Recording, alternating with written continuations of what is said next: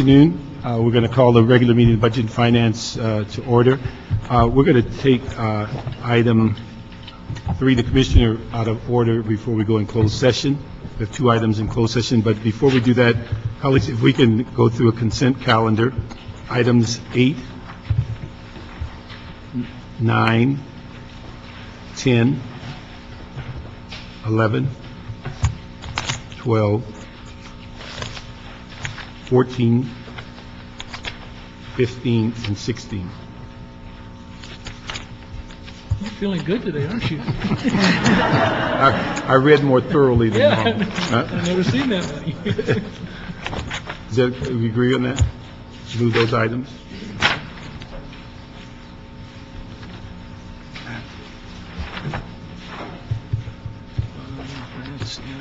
Eight, I'm fine on. 9, I'm fine on.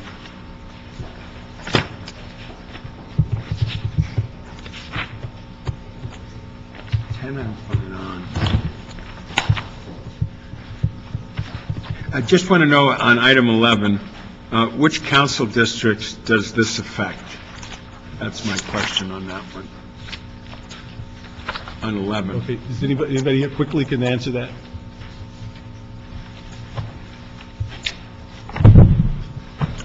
Hello, Simon Pastuch with the City Planning Department. This is actually a citywide plan, so it's would affect all council districts in just sort of organizing our policies. And then it's going to be we're looking at the implementation program being citywide code amendments at that point. It's still with me. Number 11. Who's asking about? On 11 and 12, also just want to make sure that since the report was written, that they've permanently established the San Fernando Valley COG, so that should be in future discussions included. It's been there since the very beginning, but because they're just under formation. They're done now, so. Yeah, exactly. And we've also talked that they will also be included in the process. It's still a long process. If we get the money, then we get to talk about who will be part of that, and that's actually in part of the plan. All right, let me just ask on item 8, if we could ask the clerk in the Office of Finance to add one item of information, and that is the length. Yes, the start date of the company and how long they were in business prior to the city becoming aware that they were not paying their business tax. So we're going to add that to the committee report. On item 10, we just would like to add to Mr. Smith's motion that Personnel Department work with the CAO on that issue dealing with the health insurance. On number 14, would like to, on that item, if the clerk and the CLA and the CAO can get with the CRA and ensure that if the $600,000 is not in their 2010-11 budget, then what is the alternative source for matching funds? And then for item 16, that we'd like to make sure that for the committee report that the CAO confirm the total match requirements for the grant and the funding sources to ensure that the general fund is not impacted. So if we can have that information to the clerk, it would be helpful. So we moved item 8, 9, 10, 11, 12, 14, 15, and 16 with those amendments in the prior questions. So we can go to item, and also would like to continue item 7, and then go to item 3. Number 3. Item number 3 is a mayor report dated July 15, 2010, relative to the appointment of Robert Chick to the Los Angeles City Employees Retirement System Board for term ending June 30th, 2015. Here he is. I was wondering where you were in the room. Hiding. No more. I'm here, Consul. Your hair got- Members, my hair is whiter. Yeah, that's why we didn't recognize you. It's all that tough work at the library, but it's done. Thank you for being here, and certainly you're no stranger to the commission process. No. Would you give us an overview of some of 25 years. some of your issues and ideas about the current assignment that the mayor's asked you to take on, which is the pension commission, LACER?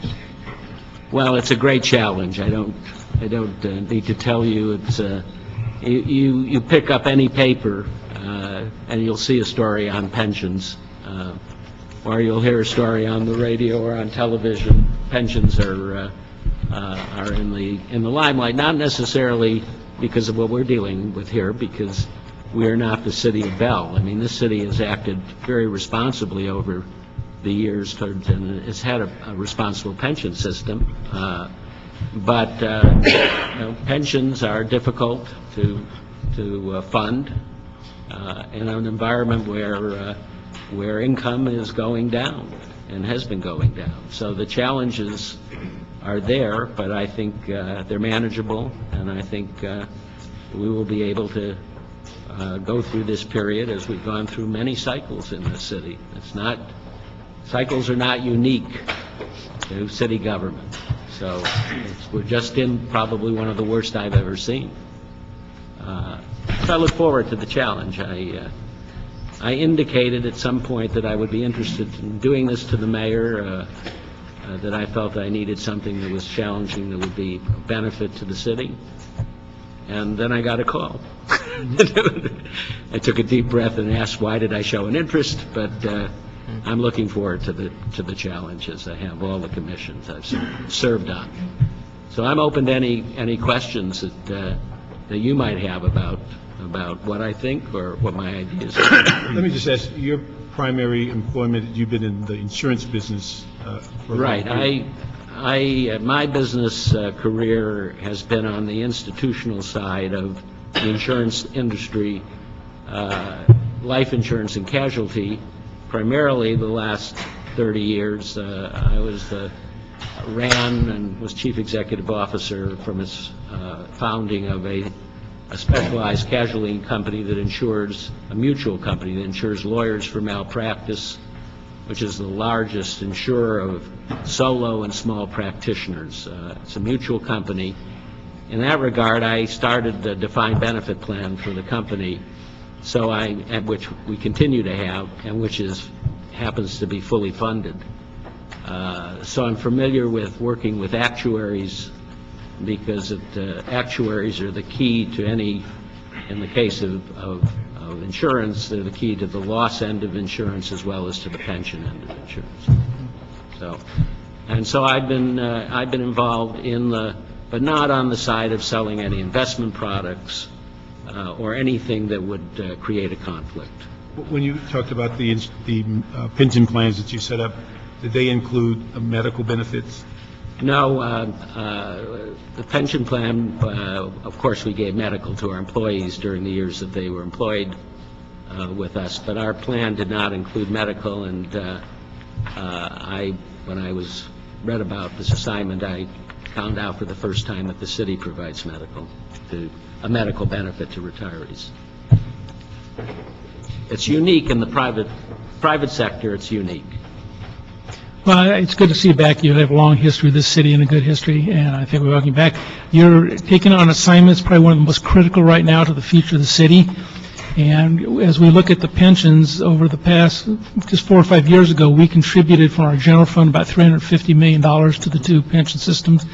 Next year sometime it's going to exceed $1 billion, and it's kind of eating us alive right now.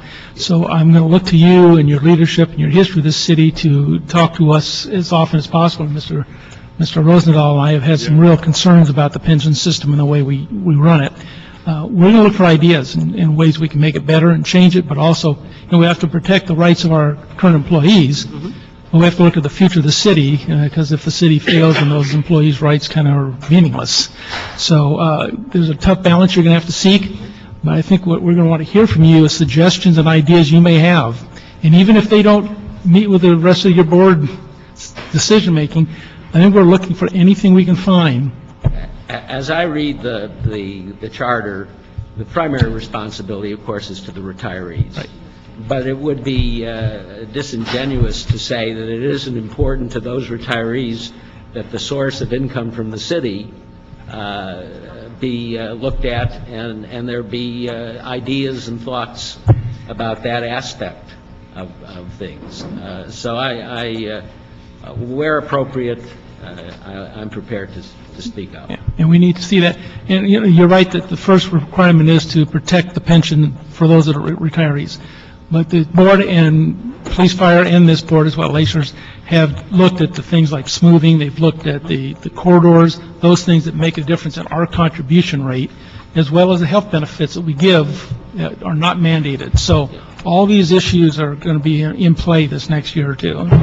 Council member, I've seen it very clear, the impact of pressure on the budget of the city of Los Angeles as I've watched the library have to close for a day.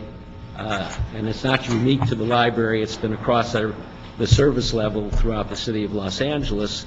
And our citizens want services. So it all has to come together in some way to provide those services while we have take care of the commitments that the city made to its employees. Great. Yeah. Good to see you. I got to tell you something. I've known you for forever, and you've gotten gray, I've gotten bald, but we're still out there, aren't we? Hanging in. Hanging in as best we can. I read a statement in the Times yesterday, New York Times, about Jane Harmon's husband, and he said, stay engaged, stay involved, never retire, because he's 92, so maybe we'll make it if we keep that kind of energy going. All right, here's the big deal. Pension reform is key for the future. Unfortunately, because of the reality of where the budget is, we can no longer sustain the present pension plan. It's sacred, it's all that history with it, and so on and so forth. I have been saying to the unions that the 6%, which goes to 7% in 2011, is not enough. The employee has to invest more in themselves going forward. Otherwise, I did a little Pension 101 on the council floor the other day. We had everybody there, and we had a very robust discussion, basically because it's now August, and I don't want to be up against the wall next March, April, as we do our budget again and get it in line for April, May, and action by the mayor and everybody by July 1. So we got to act on it now when we're not stressed with an immediate moment, okay? And we need to appreciate the fact that we can't take a third of our general fund money, which will happen in 2015, $2 billion out of 6 will go to pensions. Hey, we're shutting down libraries, we're closing parks, and we're having a gold-plated pension plan when in fact we can't sustain it. So the leadership I'm looking for is someone who isn't going to play politics with unions or politicians. It's not that level anymore. It is the level of the reality of the economy and the state of the world.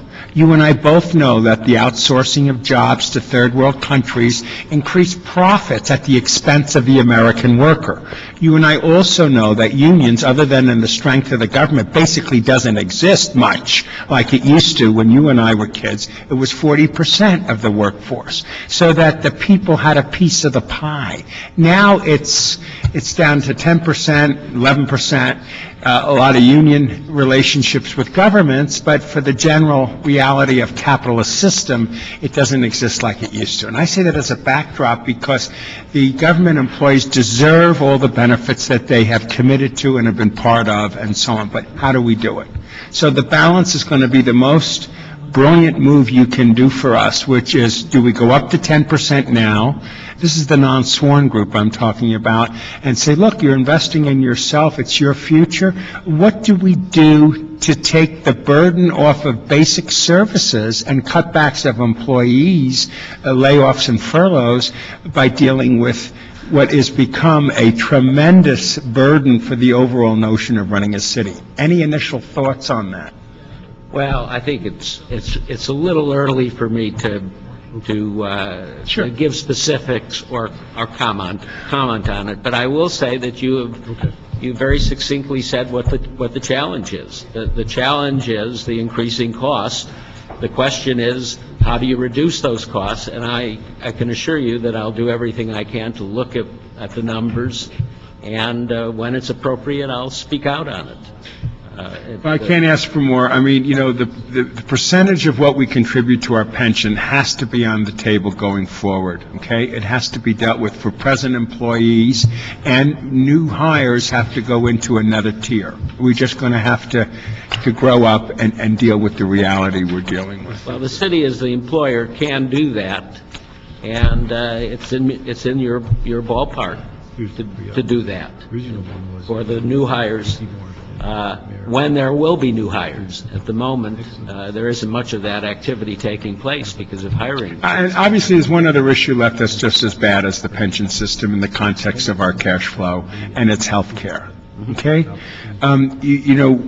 Unfortunately, we don't have a national health care plan. Even the Obama plan that was approved that goes into place in 2014 or 15 requires 25 million people to buy insurance from insurance companies. No offense to you, but I believe insurance companies should be insuring cars and homes, not people's lives. That should be a given right of an American, and it should be part of the social contract between government and its people. I agree with I'm very that. disappointed with our president going from Medicare from all, not even a public option, to what he did, which I think is not a step in the right direction, but that's my own opinion. We are spending the government tax base a lot on health care. Do you see some way in which we can deal with that health care issue? Well, I'm going to say again, I've just learned that there's a health care benefit in retirement, so I would have to look and learn more about it before I give an opinion. That I don't know what the opinion is, so let me think about it. Well, thank you for stepping to the plate. It's great to have you back good- in this good particular day. spot, and it's challenging, but you're a heck of a guy to do it. Well, thank you. Thank Thank you, Councilmember. Mr. Kretz, any questions of the commission? Okay, thank you. Let me ask the mayor's office, is the package all complete before it goes to council?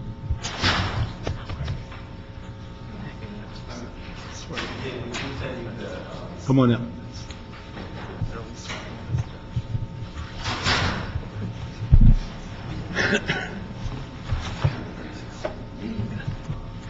John Brady from the mayor's office. We did submit to your office the attendance records as you requested the last I haven't time. seen those, but we have the form from ethics. We have that for the package, but we haven't seen the attendance.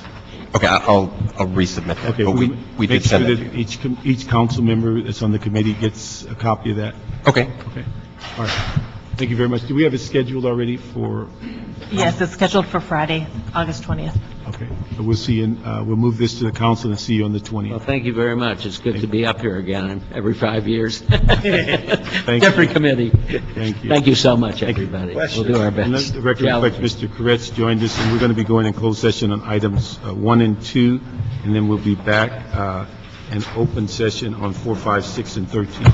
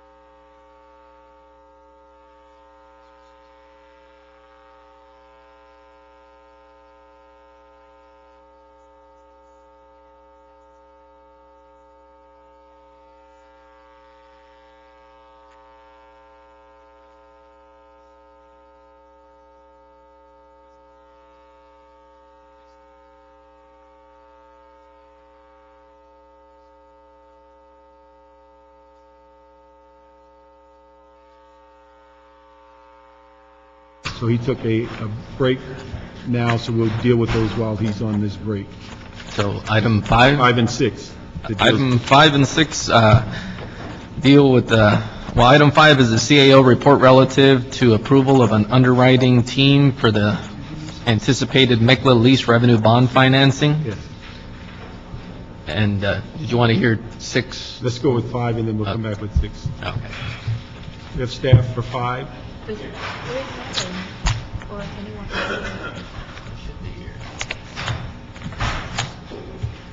No one's here yet, Councilman. We may have to go to the next. It may have been assumed that... Same staff four for was gonna 6 go. also? Well, it would be the same staff for item 6. Are you here for 6? 5. Okay. So we called because we wanted to do this. Mr. Smith is going to be gone for just a little bit. We wanted to resolve those because he's got to recuse himself. Okay, I'll call now. Okay, so let's go to the next item. Okay, next one would be item 13, which is the Los Angeles Department of Transportation report relative to a grant application for the Tiger II Community Planning Challenge Grants Program in the amount of $3 million from HUD for the downtown LA streetcar corridors and first mile/last mile mobility hub planning project.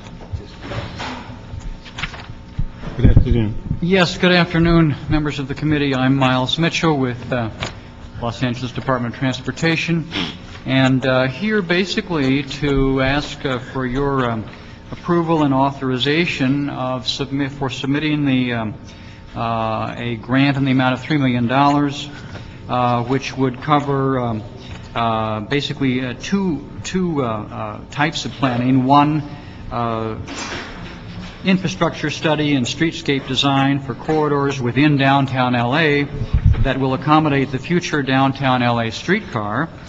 And this part of the study will evaluate how to best integrate the streetcar with pedestrians, transit users, and the available regional transit system.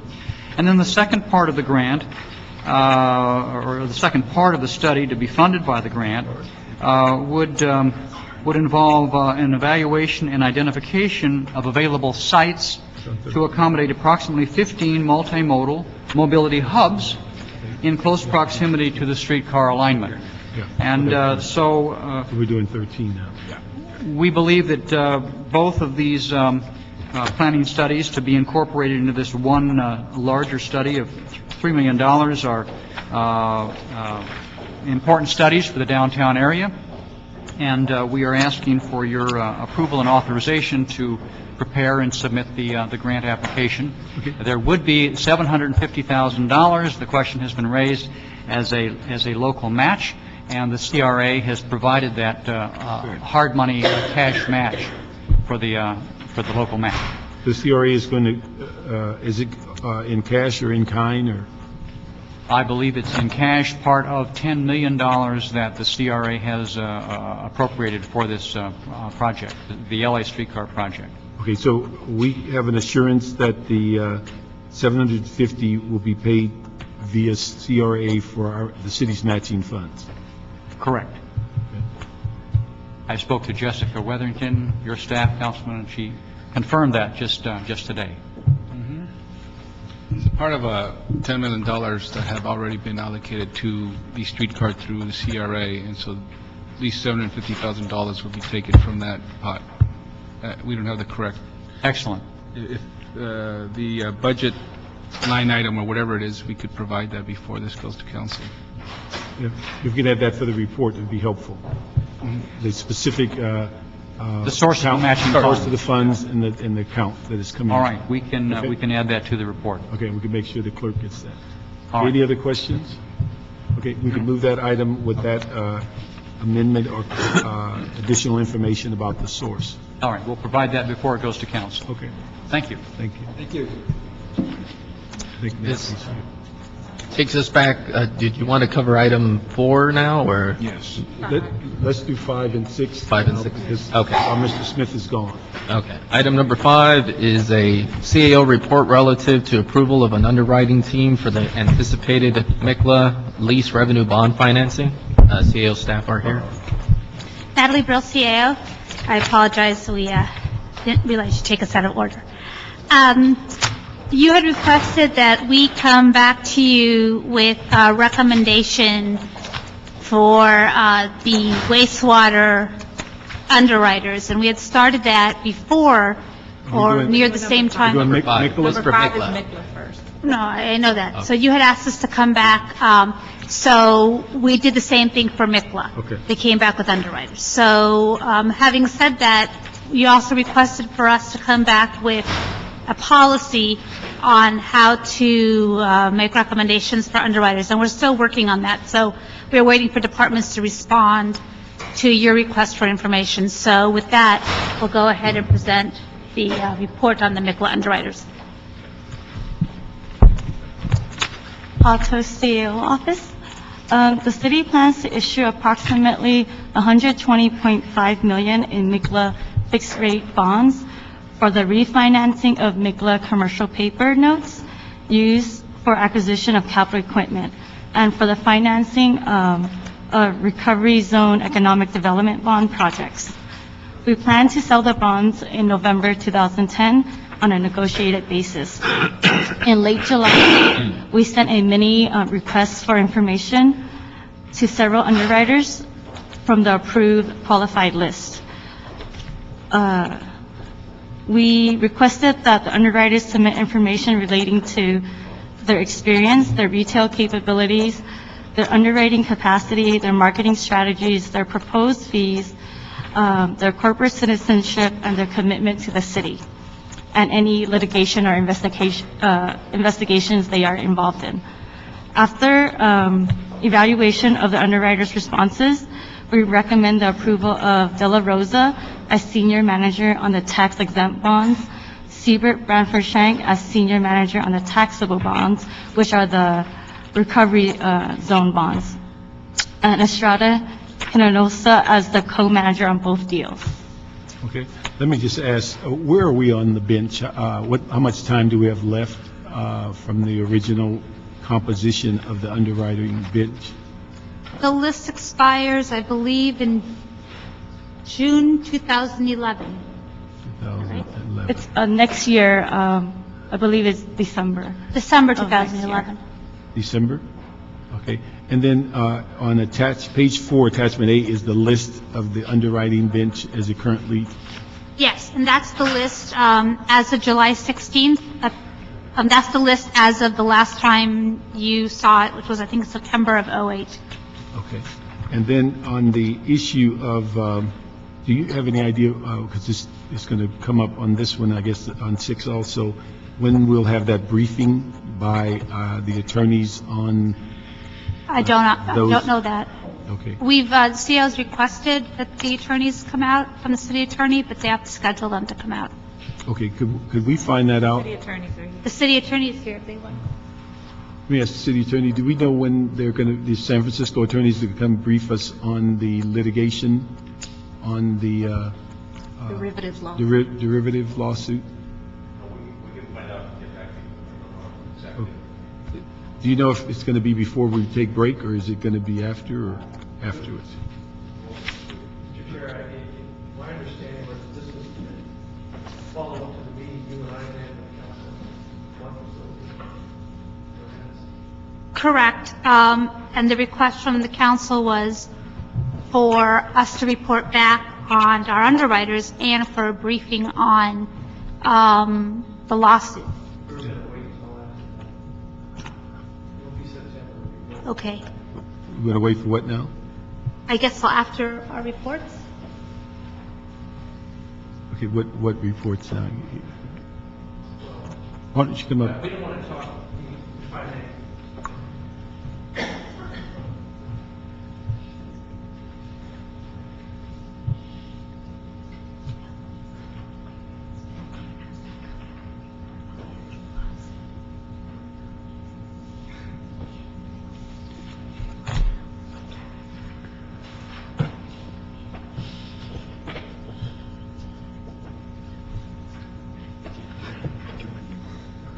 So I don't know if you'll get that briefing before you take up these two in council. No, I don't think we intended to slow these down. I think Right. the issue that we wanted was to get a briefing on the derivatives, and I think there was an additional request for the city attorney to also advise us on any litigation that is going on amongst contractors, that we're actually in litigation. So those were two reports that we wanted back at some point, and then we asked the CAO to create the policy. Correct, that's what we're working on. Okay, all right. There was 3 motions on that, so we're trying to answer all 3 in one report. Okay. All right, so the issue today is on, and again, tell us what we're going to refinance on these bonds. We're going to refinance, make like commercial paper. Those notes were used to acquire capital equipment. Okay, and then we say, so the public and all of us, so where capital equipment would entail what?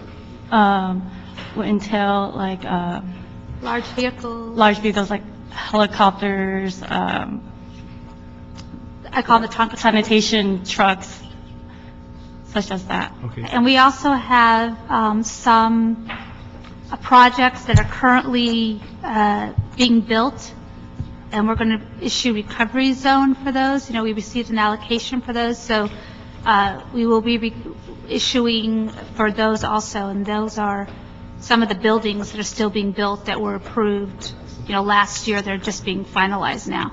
Okay. And then let me ask the CEO, where are we on the larger report that we asked to give a complete analysis of Mikola? That one, I think that I believe that came to you a while ago from our municipal facilities group, I believe. Well, I think what we were looking for on the report that dealt with the expansion of our capacity from 200 million to 300 million, we Correct. agreed to expand it, but we said before we spent any of that new capacity, we wanted a complete analysis, because it's clear from the budget that we were upside down on the types of things we're purchasing. And the game plan was to try to rectify that and to get back more into funding bricks and mortar and buildings as opposed to what we're refinancing today. And so we were still waiting for that report. Yeah, I'm sorry. I guess we understood that you wanted that report when we reached the 200 million mark in CP, but you want that before Well, we want it reach before, because we don't want to hit capacity at 200 That's why and we realize that we financed the wrong stuff. Okay. Okay. So, colleagues, on this item 5, if we move that with the recommendation, one thing, let me ask you, what is the timeline if the underwriters expire December of next year? What's your timeline for new RFP? What do you think? We'll probably issue something, but January, February, we'll be ready to come to you with a copy of the RFP? Yeah, we'll probably release the RFQ sometime beginning of 2011. Okay, so that will be well in advance of the current Yes. bids Yes. expiring. So the reason is because we expect, you know, there were a lot of underwriting firms out there, so we want to give everybody an opportunity to apply. And just one other question. When you explain the mini RFP that you go out on, what does it entail, and how many of these firms that are on the bench get notified? For this particular one, I believe it was about 7 to 8 firms. Okay, do you go by, if you look at attachment A, Yes. is there we a go- category that you would go under? Yes, we go by attachment A with the list, and then we pick from the pool. For Pool 1. For this one, it was from pool 1, because this is Okay, long-term. so all 11 in pool 1 Yes. receive the... No, well, not every one. We select from those 11. Based on the RFQ that we released the first time. Okay. And Let me also just- based on, you know, which ones we believe would be best at the one bond issue that we're currently working on. Okay, let me just ask that in the future, if we put these all on the bench and it fits under that category, we need to make sure that the mini RFP goes out to everybody that's on the bench, that we not pick and choose amongst the bench, and then you can... Sometimes the firm may not have, for this one, at least revenue bond experience, so it's not Okay, but sensible to send it But I to think they should tell us that as opposed to us just, us. Okay. yeah, not sending it out. So if we're going to pick from a pool 1, all 11 should get the mini RFP, and then their responses is what we should base our recommendations on. Yeah, one of the reasons we, as you know, we didn't do that was because we've already qualified all of them. And so we felt that we were repeating again, sending it till 11, but we're more than happy to send them till 11. Yeah, but I think it saves us from people believing they were ignored. Oh, I don't think anybody in that list has been ignored. Every person on, every 11 have all done business with the Not city. business, but on each project or each offering, they should get an opportunity. Okay. Okay. All right, colleagues, if we move forward on number 5 and approve the CAO recommendations, also, we'd ask that the reports that are forthcoming, that we ask the CAO and the city attorney to, as quickly in September as possible, that we get the derivative closed session report and briefing, that we also get the reports in September on the lawsuits dealing with city contractors. That should be coming to Budget and Finance sometime in September, and that the RFP that's going out in 2011, that we, as a committee, get advised that well in advance of the expiration of the current underwriter list, that comes before committee and council. Any other? So we move those items on number 5. And also that direction in the future, that when we go through an underwriting list in pools, that all members of the pool get the mini RFP. Next on number 6, so we'll move it with those directions.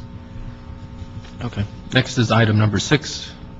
Item number 6 is what we're coming back to you with. At the time that we came to council with our recommendations on the tax and revenue anticipation notes, you requested that we come back to you with some options on wastewater refunding. And so this report, and also come back with some options besides the options that besides our recommendation. So basically, that's what we did. We wrote a report that basically still says that we recommend the firms that we had recommended, which was J.P. Morgan and Bank of America, Merrill Lynch as co-senior managers for one side of the wastewater refunding, which was the BABs and recovery zone bonds, which are taxable.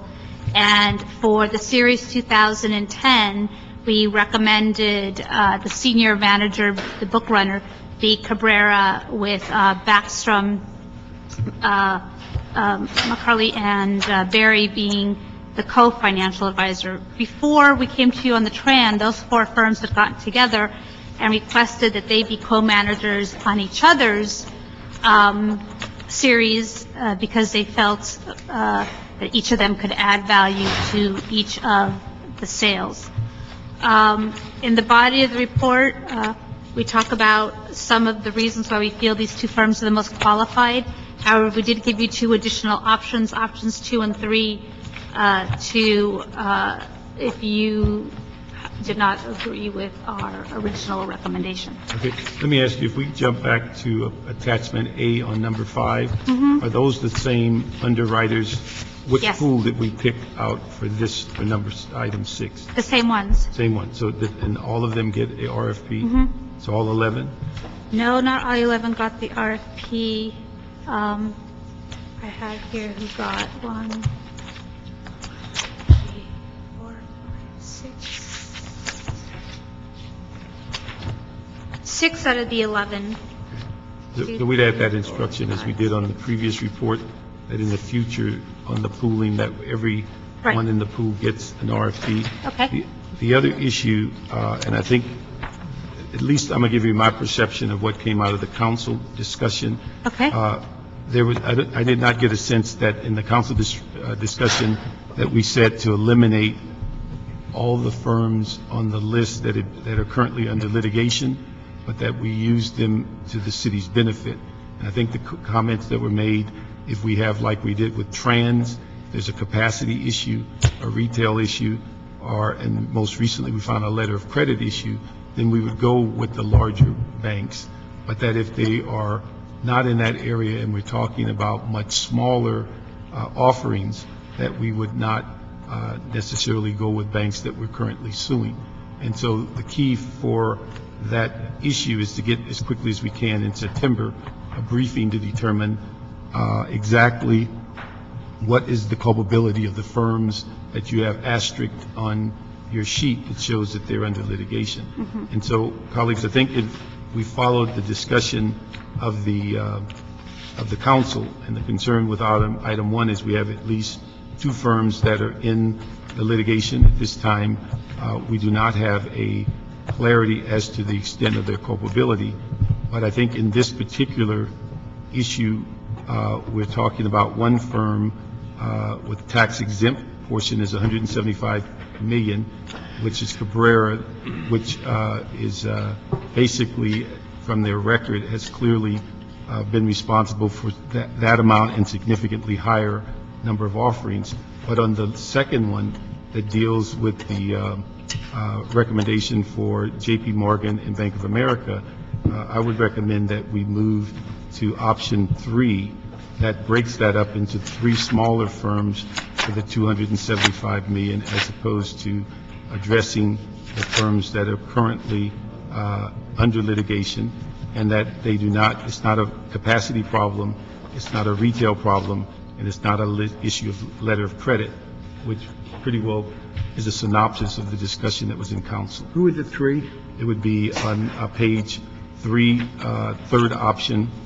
It would be Siebert, De La Rosa, and Stone, and Youngberg would be on the co-senior managers. And do they have a minority and We have women? Yes, Siebert, and on the list on attachment A, on number 5, on that list of firms, you'll see that, and somebody has to go through the code, but you will see that those that are minority, women-owned, and I believe we have a list of those who are also in, that are headquartered or have offices in the city. Great. So, Mr. Chair, so what you're recommending is on page 4, there's number 1, 2, 3, 4, 5 under recommendations. No, on page 3, I would recommend that we support the recommendation of the, let's see, number 4, I'm sorry, on page 4, number 4, we support that recommendation for $175 million on tax-exempt portion of this offering. But that we basically, on recommendation option number 3, we substitute that for recommendation number 1 on number 4, page 4. Okay. So we go with... So page 4, we would adopt bullet point, well, number 3, 4, and 5, right? Let's see, well, 2 and 3 are in case we reject. So I would just basically look at eliminating 2 and 3 and substitute option 3 for number 1. Option 3. Which is on page 3. The same, right? I do have one comment about that, that means that you have no large retail broker on that transaction. I understand that, and I think the issue is, from what we can determine on every one of these firms, they have gone well beyond $275 million worth of offering, and we're splitting it amongst 3. In the taxable market? Yes. I would add that if that's the case, then that Siebert be the lead. Okay, that's fine. We'll take your judgment on that. Okay, so you're asking, I'm a bit confused. Don't worry. Yeah, basically, let me clarify. I'm asking that if we look at page 4 of the CAO report, that we strike recommendation 2 and 3. 2 and 3. We support recommendations 4 and 5, and we substitute on number 1, option 3 from page 3. But isn't that the same as? It's recommendations 3, 4, and 5, I Yeah, believe. it would be 3, 4, and 5. It's not 1 and 2, just 3, Yeah, 4, and just 3, 5. 4, and 5. I think Councilman Huizar is I correct. just didn't know if that option 3 on page 3 was any different from number 3 on page 3. No, it's number 3, correct. Okay, Number 3. Okay, we can recommend 3, 4, and 5, and not recommend 1 and 2. Is that clear? Yeah. Yes. All right. And if I could ask some questions on that. Sure. Your reasoning for recommending option 1, I read those 2 paragraphs, but it concludes that these concerns will necessitate very aggressive underwriting efforts to secure competitive rates and significant capital would, should some portion of the bonds remain unsold. But isn't that the same no matter who has it? It's a matter of capacity. Like, for example, on the Tran, JP Morgan ended up putting into their own inventory $252 million, and it still hasn't sold. They have not been able to sell it. So the fear is that there are two options when you can't sell bonds. One of them is for the underwriter to take the bonds into inventory, and the second option is to raise the price. So you end up paying more in interest. So because on the Tran we were concerned about the price as it was, they chose to take it in inventory. Our concern with the option 3 are the letters of credit that both Bank of America and JP Morgan have, very, very deep commitment to letters of credit in Los Angeles. JP Morgan has over $1 billion.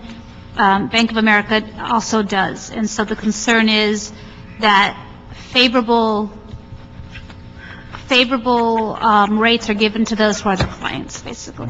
Yeah, I think, Mr. Rizzo, the concern that you expressed, I think what we have is that on the Trans, we had a $1.2 billion offering, of which one firm was not able to sell, and they kept 200 in place. On this one, the total offering is 275 amongst 3 firms. Any other questions? Okay, we'll move that with those recommendations. Thank you. Next item. Next item is item number 4. Okay, okay. While staff is coming up, we have a public comment from, is it Haiti Topple? Aldis. Aldis? Aldis. Why don't you come up? She's a great lady. I might say, Mr. Chair, that she's a great leader in the Pacific Palisades on a lot of issues, and I'm delighted that she came down here today. Thank you very much. My name is Aldis Topple. I'm the president of the Marcus Knowles Property Owners Association, the largest association in the Palisades with 1,200 homes. I'm also the vice chair of the Pacific Palisades Community Council. I'm here to share with you my observation with the public and the frustration with the lack of enforcement of both zoning and building and safety codes. I believe it is definitely a public safety issue. The codes were put in place primarily to protect the public, the builders of work sites, the owners of structures in the future. When you have blatant disregard for these codes, starting with construction, grading, demolition without permits, which means that you also have no inspection, or with proceeding with work with the permits still on hold, or just disregarding the codes even with the permit, we have a situation that promotes disregard for law and order, and it very often spills over into other areas. I've had developers, contractors, architects tell me to my face, oh, we don't worry about codes, we don't worry about permits, we know how to work the city. This now creates a disrespect for the city services by the neighbors, by the citizens. I've often had to respond to comments like, oh, these inspectors were just paid off, the city is corrupt. It hurts me. I've been a city employee for 20 years with ITA, and I still have a certain amount of affiliation with the value of city employees, and I respect them, and I think they're very good people. So dealing with the lack of enforcement, with ignoring laws, am I allowed to continue? I'll just have 30 more seconds. Please, just go ahead. Okay. It's a disrespect for the law that is being perceived. I'd like to add one other comment. We have we're in the process of finalizing the Hillside Baseline Ordinance, or Hillside Mentionization Ordinance. If we don't have enforcement for this ordinance, we have absolute chaos. These structures are typically multi-million-dollar mansions with tons of money behind it. A $200,000 lawsuit is the cost of doing business. So we need to have teeth in the enforcement process when these ordinances are implemented. And thirdly, I'd like to stress that by not enforcing the ordinances, you're not giving teeth to those that are supposed to enforce the ordinances. The inspectors that are your first line of contact with the public are themselves frustrated. They will not go forward and pursue enforcement for fear that they're going to be ridiculed by those that they're trying to deal with. And of course, the neighbors then take the approach, oh, they're being paid out, they're not enforcing it. So it goes in full cycle. So the ordinance itself, abide by the law. Let's move forward and exercise our laws as they're in the books. Thank you very much. Appreciate it. Yes, I do. I'd like to ask the city attorneys to come up on it. Any questions of our public comment? Thank you very much. We have the city attorney and staff. I'll just quickly read that. No. Yeah. And this is item number 4, which is the city attorney report and ordinance relative to establishing an administrative citation enforcement program by amending sections of the Los Angeles Admin Code and Los Angeles Municipal Code to establish a special fund titled the Code Compliance Fund.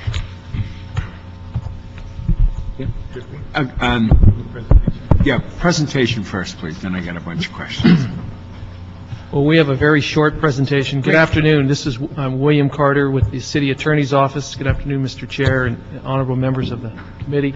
With me is Pete Echeverria, Chief of our Civil Branch, Travis Austin, who was the primary drafter of the proposed ordinance, which we took leave and guidance from Councilman Koretz and his staff on preparing this language. As we said many times, given the challenging budget situation in the city or facing the city and other departments, when we have code enforcement violations, there's a broad spectrum of what we can do. We can do nothing, or we can do criminal. If we proceed with criminal, these matters have to go into courthouse. It clogs the courtroom. If we do proceed, it takes many months, if not years, to proceed criminally. We have to prove the violation beyond a reasonable doubt. And even if we were to be successful in a criminal case, we may not obtain the necessary result or punishment that we believe is appropriate, and any fines collected in that case would go to the state, and a very small fraction would go to the city. This proposed ordinance does a number of things. One, it allows the code enforcement officers, not just Department of Safety, also the Health Department, LAPD if they choose to do so. This is a discretionary system. Rather than having to put together a criminal case where you would have to obtain evidence necessary to prove a case beyond a reasonable doubt, if they see a code violation, it could be a wall, it could be a structure, it could be a vendor, it could be other types of infractions or less serious violations. They could write out an administrative citation which would impose a certain fine, minimum fine of $100 or $200, whatever the council decides to determine, up to maybe thousands of dollars on a more serious violation.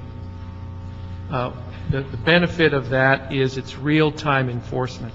You don't have to wait for the investigator to put together a criminal case.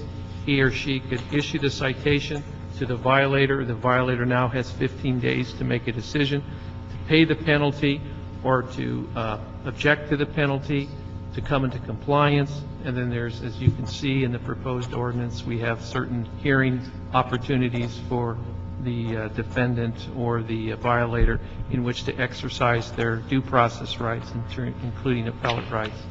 We think this is real-time enforcement for all those other violations that otherwise would be clogging the criminal court system. The courts don't want to see these. They have fewer resources in which to handle the serious violations. We want our prosecutors to handle the more serious criminal violations and let the city enforcement staff appeal at a less adversarial situation through the administrative process.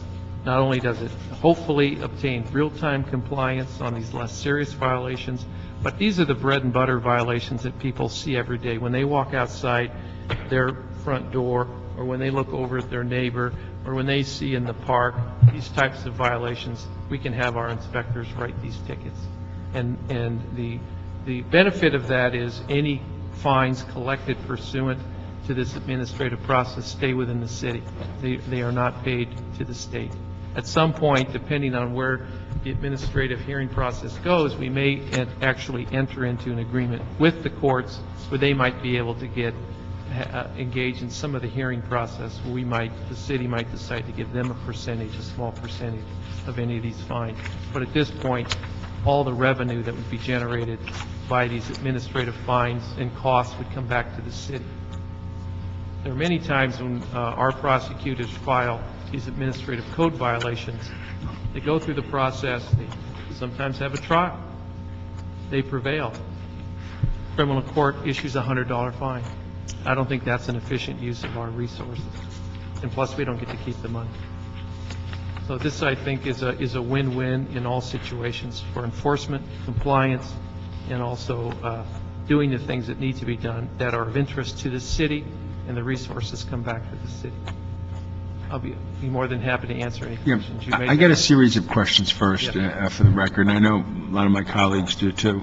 First, I want to thank Huldis Topol for coming in. She represents a great homeowners group up in the Palisades, and they're very sensitive to what's right, and they do want teeth, and so do I.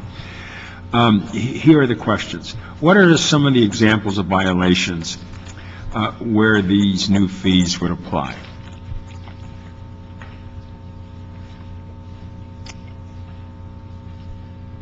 We have, for example, someone might build a wall or an addition to their home, and they didn't get a permit.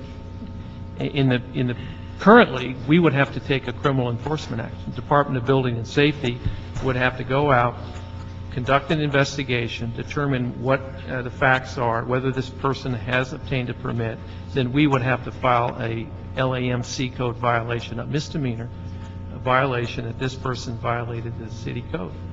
And then we would then have to, assuming that the person challenged it, we would have to have a trial, prove the case beyond a reasonable doubt, and then assuming the court agreed with us, impose a penalty. Let me give you a real example of something that I've faced in the 5 years I've been here. That's called fences and hedges.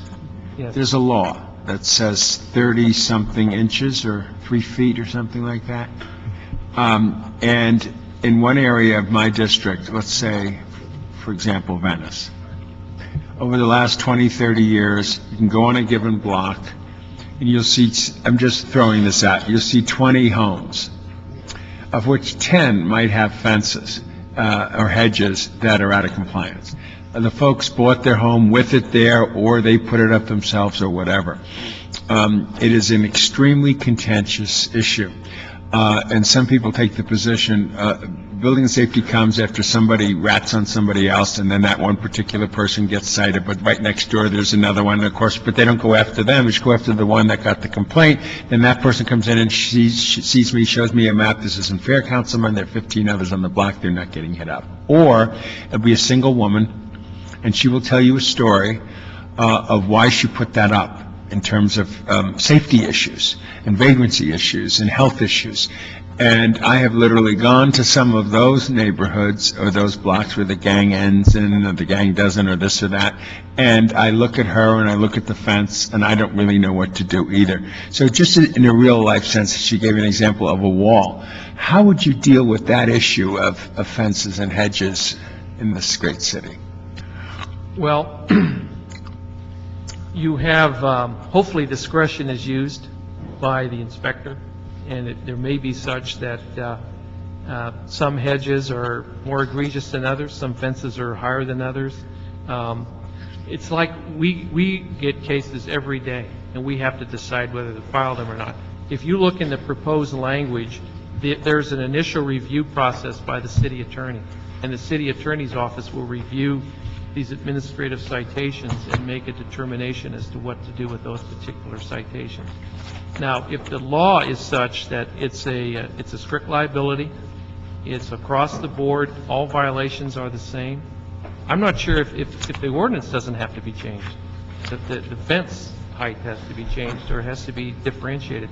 That's a discretionary call that the prosecutor has to make and that the inspector has to make, and it may be such that each department has to make an internal decision with each department. Now, if we don't enforce on everyone, then we'll be charged with selective enforcement. That's what we're doing right now, Why are you- selectively enforcing. But now it's... I'm not saying it's good, don't get me wrong, I've inherited this reality. But right now, the option is nothing or criminal. And I think what you have now is you have an administrative process that is less serious than criminal. That you take those decisions out of the criminal range. Should a fence or a hedge be in a criminal courtroom? Or should it be in an administrative citation program where we still exercise the same discretion? It's just the consequences are less. Let me go through more formal questions. Which city departments does this apply to? It could apply to all the departments that have an inspection program. Fire, Department of Building and Safety. The police department could implement such a process. We also have a contract with the LA County Department of Health. They are our health department. When they go into supermarkets, when they go into certain stores and they see health code violations, they could also issue these citations. I see. So If I basically, may, in further response to both of your questions, these administrative citations are an alternative to, but they're not exclusive, so that there's still criminal and other civil abatement measures that are available to address more egregious situations. It's not the exclusive choice, nor if we choose, if a department, enforcing department chooses to go administrative citation, does it preclude subsequently finding a criminal violation. and who will staff, how will staff enforce this new ordinance? As far as I know, it'll be through existing staff. Each department will have to decide how to staff using existing resources. City Attorney's Office will reassign individuals from our criminal branch to staff this. We're not asking for any additional resources. Who will train the staff on this new enforcement program? We will internally. We have a staff that Mr. Austin and our others that have done code enforcement in the City Attorney's Office. We do housing, we do land use, other kinds of code enforcement now, and we'll be available to provide training. My fifth question is, the city attorney would administer this program. Where do the fees go? Do they go to the general fund or back to the city attorney's budget? They go to a code compliance fund, and as written on page, I believe, 16, the default is all goes to the general fund. The fund is administered by the city attorney, but it requires that, for example, all administrative fines recovered would be deposited to the general fund. The other two types, there are three types actually of monies that might be received: enforcement costs or administrative costs. Those would go into that fund, be identified by the department that generated them, but at the discretion of council would either go into the general fund or go to reimburse the department that generated the funds. So depending on the... How much new revenue do you anticipate would come from these fees? Well, during the budget hearing process, I think we put a number out of $5 million annually. Those would be what we would consider the administrative fines that would be imposed once it got started. If you look at the numbers, it would be considerably higher than that. On average, the city attorney's office reviews about 50,000, what I would call code enforcement violations, infractions. But let's back off to 50,000. We've identified, I think, 17,000 cases last year that we thought would clearly start to go through this process. And if you used an average of $100 or even $200 a penalty, you can do the math and it could add up pretty quick. So the administrative strategy, frankly, is in lieu of fixing an issue or getting into code, you pay a fee, or do you have to get into code? Both. The whole purpose of the program is real-time enforcement. Because right now, an inspector goes out, or he or she sees a violation, he or she might write a notice to comply, and then it has to go through a long process before enforcement action is actually taken. Right now, you can have two things happen. You can have a notice to comply and a citation issue that you are in violation. You've got to get in compliance, but you've also violated administrative code, and we're going to hit you for a 200, 500, whatever penalty, and you have 15 days to pay. So they have to do both. They violated an ordinance, and they have to come into compliance. You're saying that, which is quite interesting. I have a particular constituent who will remain anonymous at the moment, who calls me maybe 10 times a day. And, you know, I take the calls when I can. And what this constituent basically says, if you enforced your existing codes, we have a huge revenue stream. But then there are politics involved. You have homeowner groups that feel certain things in a certain way. You have areas that, speaking candidly, the encroachment aspect of some of the encroachment becomes problematic. Do you anticipate, well, I mean, I'm just going to give you a warning that there's a lot of energy at various parts. I can tell you I don't have any answers for the hedges and fences. I mean, that's just been one of these incredible situations. I got advice, sage advice from one of my colleagues on that issue, which I've tried to follow these 5 years on that particular issue. But the bottom line for me is, how do we do this, and how do we, you know, keep the balance within the community? If you take the hedges issue alone, that size, it's a huge issue. And we held many hearings in my district, those who are for it and those who are against it. But the reality is fences would have to go down. There'd be all kinds of concerns by various people about this, that, and the other. So I look forward to understanding it better. If we go forward in any way, shape, or form, we'd have to publish all this with enough lead time so everybody can say there's no ignorance. Even though right now many people don't know when they buy a house or they bought this or bought that, they were out of compliance. The last issue on that for me is what we call the granny units. We have about 75,000, if I'm not mistaken, I've heard that figure since I've been on the council, of garages that have been converted or back houses that have been converted. In fact, it's somewhat affordable housing. The downside is it isn't on the tax roll, and the person who's a tenant there is subject to, no real responsibility on their side in terms of dealing with the landlord, who may it be, because it's all under the table. And on the other side, the landlords, some of them have problems, but they bought the place with that back room and the tempting. There isn't enough housing in this town. We have almost no affordable housing stock created or whatever. And we do have at least 75,000, if I'm not mistaken, in these units. What would you do about that? Well, we're an enforcement agency. And as an enforcement agency, as well as the other boards and departments, they see a violation. And if it's a violation of the law, they will refer to us. That's why we have to exercise our discretion. That's the same situation we have now. Right now, in my background, I was an environmental crimes prosecutor, and we had either do nothing or file a misdemeanor or file a felony. And so there wasn't a lot of room here. Here, if we have an administrative program, just like what the LA County Health did and the State Department of Toxics did, they came up with something which is akin to this, called a toxic ticket. It's a toxic ticket where it didn't rise to a criminal level, and we wanted to keep it out of the criminal courts. This is akin to that. When you came out and you saw a violation, they could write a toxic ticket and say, you know, we're not going to make this a criminal case, but we have to get an enforcement or in a compliance mode. Whether it's a criminal case or an administrative enforcement matter, discretion has to be used. That's why we have this city attorney initial review. We will look at this and say, what are we doing here? Are you just going after these types of granny flats, or are these granny flats that have a lot of electrical violations or ventilation problems? Because putting aside the zoning problems, we have a health and safety, public safety, where someone could die from carbon monoxide or a fire or some other health threat. And in everything we do, we have to use our discretion wisely, and that's why we have this initial review, so the city attorney can go back to the police department, can go to building and safety, fire department, health and safety, and say, is cheese really the big issue here, or are granny flats really the big issue here, or is it a McMansion, or is it I heard the grading problem. I mean, grading is a very serious problem. Not only is it a safety issue, but it's an environmental issue downstream. So we might, through our initial review process, we could say, okay, you've done a number of these cases. What is the deterrent value you've had or effect you've had in that community? Maybe we should shift and look at this. Because if it's just like billboards and medical marijuana. We're going to get hit with an allegation that we're being selective, that we're looking the other way here and being too hard here.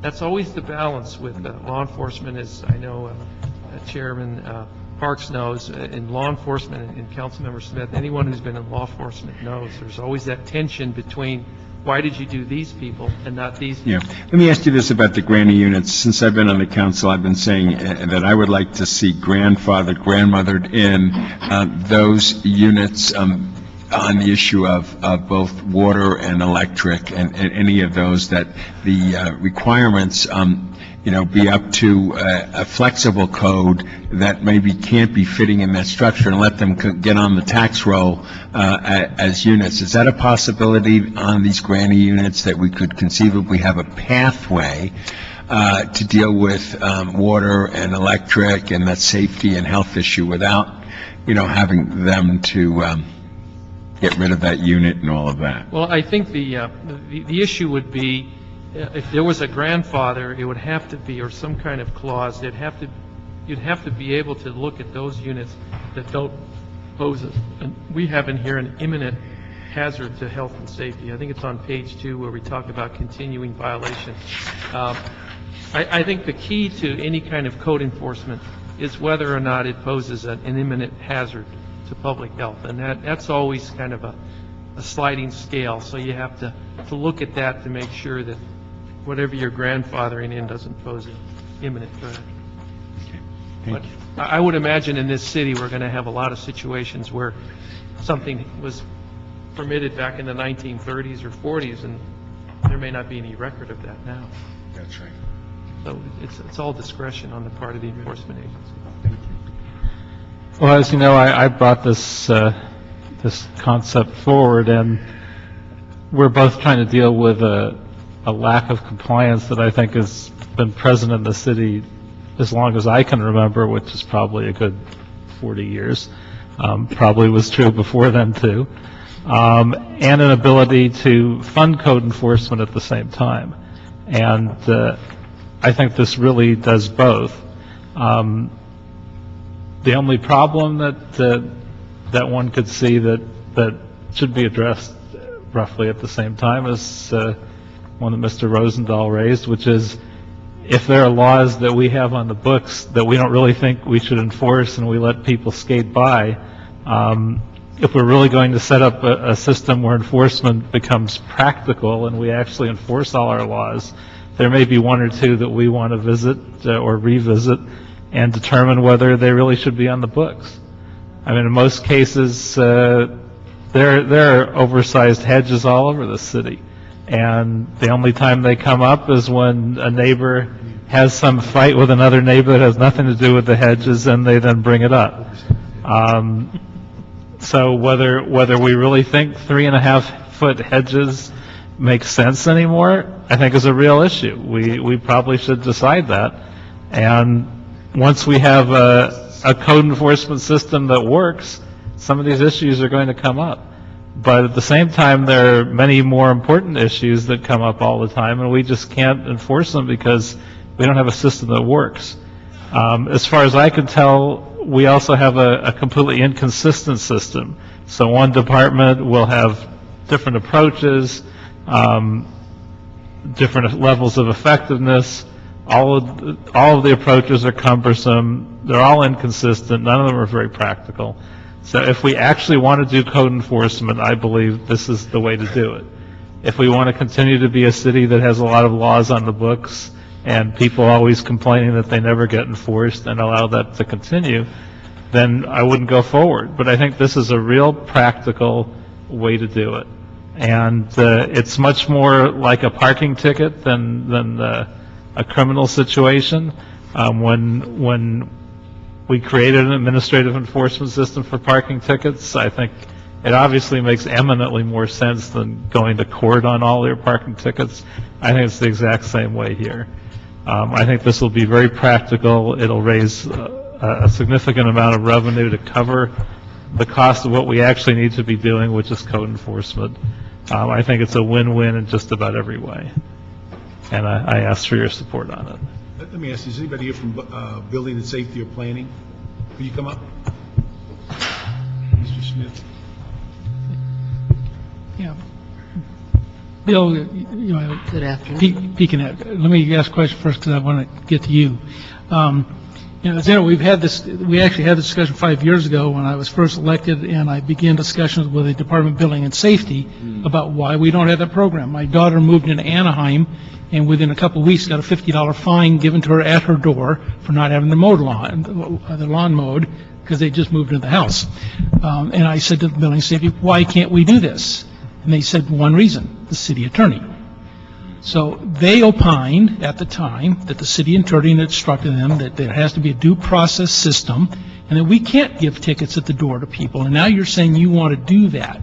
I don't know what changed in the law, or is it a change of heart, but something has changed and now you're saying let's do that. And it's kind of bothersome to me that we waited 5 years and we already had this discussion. But I want to know what changed in your department that says, now, let's do that. And secondly, I want to hear from Building and Safety, their point of view, because they were always told me they were stopped from doing that by you. So I want to know if they want to give up now this responsibility to this new function, or retain it and go forward then with your evidently new feeling that we can do that. Well, obviously, Councilman, I wasn't here 5 years ago, and Mr. Echeverria was. I was. But he's on the civil side. I can only speak for the new administration, now a year old, that we're 100% behind this based on our review of the law, and we also looked at a number of other cities, San Diego being the largest, County of Los Angeles, most of the cities in California are going this way. We think it's an excellent idea. I don't understand why it was a problem 5 years ago. We've looked at it. I agree with you. I agree with Councilman Koretz that if we have a process that's real time, you look at the less serious violations, you run them through an administrative code enforcement process and save the more serious ones for criminal if necessary.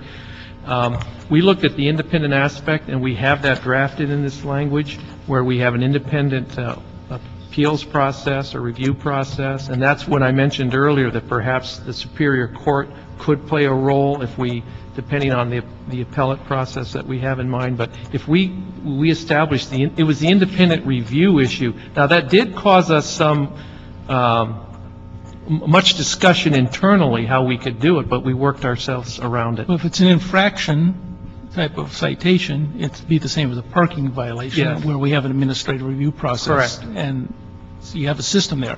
So in this case, would you do the same as they do there, and that is people pay for the right to have a hearing? Yes. Absolutely. Make a deposit, yes. I can only speculate as to what advice was given 5 years ago and what the question was that was presented, but I can tell you that this ordinance incorporates the due process measures that are required, in my view, to make this legally defensible and to enable us to do this. I wish you'd told us that 5 years ago. I don't. Building and safety, there's going to be questions, but... Good afternoon. Grace Harper, Building and Safety Code Enforcement Bureau. The department realized that there was the city attorney did opine this a long time ago, and I guess our hands are tied, but I'm glad you found a way around it. We have been working with the city attorney's office over the last several months, and I have not been 100% in those discussions, but I understand from my staff we have been working and support 100% the concept that they have of this. We see this as an alternative process, is my understanding. It's something we can use and not use. Certainly, I think for the most part, we would. The department has received the draft ordinance, though, just a couple of days ago. So we have not had a chance to sit down and go over procedurally how it would work in this respect. So we are looking forward to doing that. We are setting up a meeting with your staff to do that, and that's where we are today.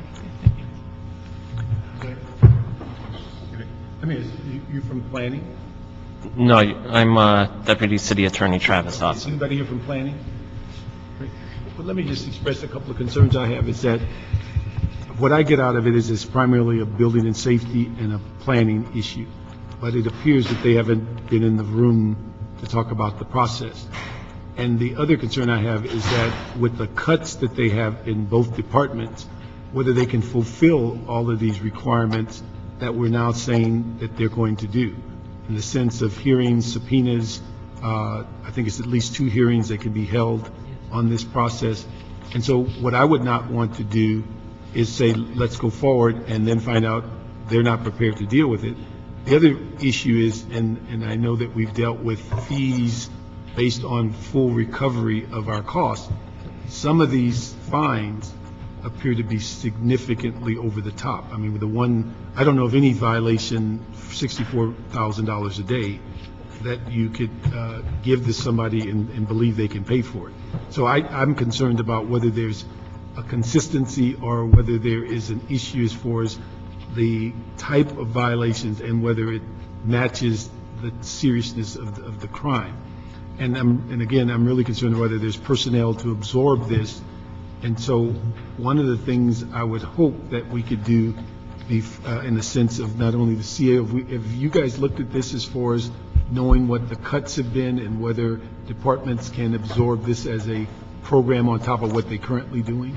We have not had an opportunity to review this, and we haven't been instructed by council to do so. If you instruct us to report back, we'll be glad to do so. The thing is that, let me just ask if we can, we're, a week before the break, how long would it take you to look at this as far as, and also ask the building and safety and planning to be a part of that to discuss the operational impact and whether there's resources to do it? The other issue, I think, for me, I need some clarity as to, are we creating another special fund so that as they do these administrative functions, it goes into building and safety and into planning for them to have resources to do even more inspections? It was unclear to me on how those funds were going to be administered. It looked like it was a citywide or centralized repository. Yes, and it is a new program, and it seems large in scope. I would say we would need a minimum of 60 days, probably just to get a handle on it, to get out to all the departments that could potentially participate in something like this, and to find out, first of all, do they have the staffing to cover this? Do they need to update their billing systems, maybe? Do they have, there's a whole, how would they keep track of what's in the queue? I mean, there's many issues that we would need to look into, so. Because it seems like it's a much more in-depth program than our current citation program. Yes. Okay, that's what is that your sense? Yes. If I may, Mr. Chair, again, as Mr. Echeverria pointed out, this is a discretionary program. It's not mandatory. So if building and safety inspectors or any other inspectors, health, fire, they could continue to do the process as they have in the past. However, if they wanted to issue an administrative citation, it would be just as simple as having the form and documenting that and issuing an administrative citation. You wouldn't need any additional people. But has that form been created? That would be a fairly straightforward form to create. Okay, but I'm just saying is that it's a concept in which I don't believe the operating departments have gotten a chance to get their arms around. I think housing already has a similar program, if I understand it correctly. Travis can answer that. But it's a discretionary program. But just in general terms, if they chose to follow the administrative citation program, what an inspector would do, he or she could say, I'm not going to investigate this criminally, so I don't have to gather all the evidence at this point that would require me to prove it beyond a reasonable doubt. I'm not going to go that way. Now I have a citation that I only have to prove by a preponderance of the evidence. So I'm issuing the citation. I took a picture of the wall. I went back to my office. They didn't have a permit. There's my evidence. Less work done. Citation goes this way. Citation then comes to the city attorney's office. We don't need any additional staffing. We don't need any additional monies. Those people in our office that used to do the criminal code enforcement are now going to be assigned to looking at this for administrative code enforcement. So then we would just be a function of reassigning those people to review those. And if, from what we've seen in San Diego, I think they have an 80% compliance or collection rate on those citations. I'm not disagreeing with the concept of the program. I just want to make sure that if it moves forward, and my assumption is if it saves the long-term criminal investigations and criminal cases, that they're certainly going to jump on this and use it more routinely. But I think what's important is that the forms and all that stuff are in place and the people are in place, that it can actually become a reality. And I think the worst thing that I've seen in the city is to go forward on a program, and theoretically it's a great program, but there's no resources to make it happen. Then we're just basically in the same boat. So I want to make sure that the CAO has looked at it, the housing has looked at it, the building safety's looked at it, planning's looked at it, and we want to make sure that there's a clear understanding of where the funds go, how they'll use them as a special fund, because again, that is a very critical aspect of using them properly and not overusing them. And so I think those are the pieces of the detail. I don't disagree with the program and that it will certainly hasten issues. And I'd also ask that we look at the whole issue of the table for the amount of the fines, whether that's reasonable in the sense of what we're doing. Because again, just the label and whip out a deal and say, you owe me $1,000 a day, I think in some regards that might cause people to go even more underground. And so I think that's the kind of thing that I'd like to see that we can bring forward to have a clear understanding when the council approves an ordinance, the operational function is there to absorb it. With respect to the sign violations, proposed penalties, those were based on the city sign ordinance that was passed last year. So those are already existing penalties. The newer ones are the traditional code enforcement. Those are high, and we do have an aggravated penalty where, depending if it's a McMansion and someone has a $10 million home, and would we believe that a $1,000 fine would have a deterrent value? Probably not. That's why we have a aggravated increase, incremental. So, but with respect to penalties, right now, all administrative fines and penalties go to the general fund. It's the only discretion would be on the enforcement and administrative costs to reimburse the entities who have expended money. So But only at the discretion of council. At the discretion. But I think the issue is what I'm concerned about. If you're going to create it's one thing to say it goes in the general fund, but if there's a special fund that we are attempting, if I understood what you're saying, that there'd be a special fund for them, the departments to use, I think that's got to be set up before they write their first citation. I think it's correct. Some clarity as to what part of it goes there, what part of it goes to the general fund, because if it's just, let me just explain. If it goes to the general fund, it's almost impossible to get it back. Yeah, that's why we have So what we're trying to do is set it up on the front. That's the only wrinkle here, is because, as Councilman Smith pointed out, the administrative process pays for itself.